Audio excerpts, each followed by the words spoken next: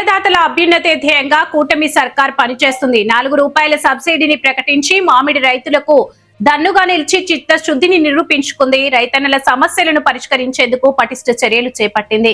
అందుకే మాది రైతు సంక్షేమ ప్రభుత్వం అని టీడీపీ పొలిట్ బ్యూరో సభ్యులు, చిత్తూరు పార్లమెంటు సభ్యులు దగ్గుమల్ల ప్రసాదరావు కొనియాడారు. ఈ విలేకరుల సమావేశంలో టీడీపీ రాష్ట్ర కార్యదర్శి అశోక్ కుమార్, ఏపీ మాల ఫైనాన్స్ కార్పొరేషన్ డైరెక్టర్ బాబు పాల్గొన్నారు.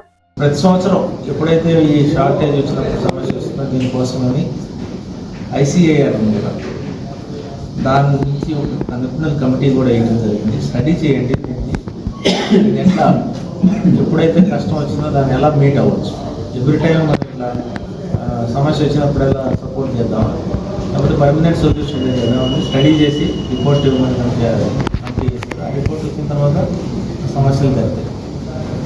దీనిలో బేసిక్గా మనకి 2 స్టేట్లకి ఎక్కువ సమస్య ఉంది. దాంట్లో మనం మొదటి స్టేట్ తోతాపురి పల్ప్ పర్పస్ పండించేది మనం. ఉత్తరప్రదేశ్లో మ్యాంగో ప్రొడక్షన్లో ముందున్నా కూడా వాళ్ళన్నీ డొమెస్టిక్ వెరైటీ పండిస్తారు, పల్ప్ పర్పస్ ఎక్స్పోర్ట్ చేస్తారు. టేబుల్ వెరైటీ ఎక్స్పోర్ట్ చేస్తారు, డొమెస్టిక్గా చేస్తున్నారు. కానీ పల్ప్ ప్రొడక్షన్ మాత్రం మన తోతాపురి క్వాలిటీ, దానికి అనువైన ఫుడ్ కాబట్టి మనమే ఇక్కడ ఎక్కువ సపరేట్. సో కాబట్టి వీళ్ళు చేసే నిపుణుల కమిటీ కానీ లేకపోతే ప్రభుత్వం చేస్తుంది కానీ మన జిల్లాకే ఎక్కువ అన్వయిస్తుంది. కాబట్టి మేము మీ ద్వారా ఈ అపోజిషన్ పార్టీకి తెలియజేయడం ఏంటంటే, ప్రభుత్వం ఎప్పుడు సమస్య వచ్చినా వెంటనే ముందే గ్రహించి వాళ్ళకి సపోర్టింగ్ ప్రైస్ ఇవ్వడం, రైతుల్ని ఇబ్బంది పడకుండా ఉండేటట్టు చర్యలు తీసుకుంటాం. అట్లాగే ఆల్టర్నేటివ్ క్రాప్స్ గురించి కూడా నిన్న సీఎం గారు మాట్లాడారు. హార్టికల్చరల్ క్రాప్స్ కానీ, తర్వాత సెరికల్చర్ని డెవలప్ చేయడం కానీ, దీనికి సంబంధించిన టెక్నాలజీ యూజ్ చేయటం, తర్వాత రసాయనాలు లేకుండా ప్రకృతి సేద్యం చేయటం కోసం ఎంతవరకు మనం టమాటా పండించడం కానీ చేస్తే ఫలితాలు ఎట్లా ఉంటాయని చూస్తే మన కుప్పం ఆ ఏరియాలో ప్రకృతి సేద్యం బాగా జరుగుతుంది. దానివల్ల ప్రజల ఆరోగ్యం మెరుగుపడుతుంది, తర్వాత రైతుకి వచ్చే లాభం బాగుంటుంది, క్వాలిటీ ఆఫ్ లైఫ్ పెరుగుతుంది. సో ఇట్లాంటివన్నీ వ్యవసాయానికి సంబంధించి ఎట్లాంటి సపోర్ట్ కావాలన్నా రాష్ట్రంలో సిద్ధంగా ఉంది, వాళ్ళు చేస్తున్నారు. దీనికి గాను మా సీజనల్గా వచ్చే మామిడి పంట గురించి అయితే ముందుగా చేస్తున్నాం, సపోర్టింగ్ ప్రచారాలు చేస్తున్నాం. అట్లాగే ఇతర క్రాప్ అయిన మిర్చి కానీ, పసుపు కానీ, ఆంధ్ర రాష్ట్రంలో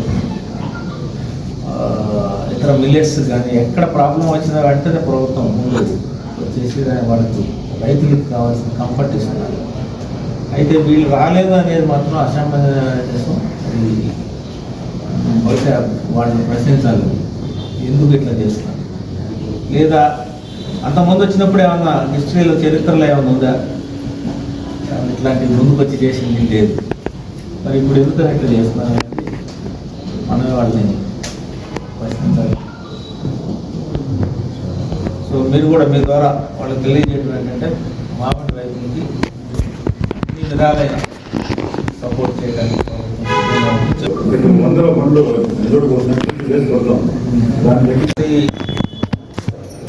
లాస్ట్ ఇయర్ చూసారు మామిడి రైతుల పరిస్థితి ఎట్లా ఉంది. ఈ సంవత్సరం కూడా చూస్తున్నాం. అధిక దిగుబడి వచ్చినందువల్ల